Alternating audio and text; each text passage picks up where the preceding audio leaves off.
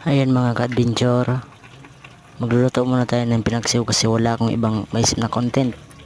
So ayan na nga, paluto na yan mga ka-idol, yung pinagsiw na isda. Yan yung huli ko kagabi. Yan mga idol, napakasarap niyan, maanghang pa yan mga idol.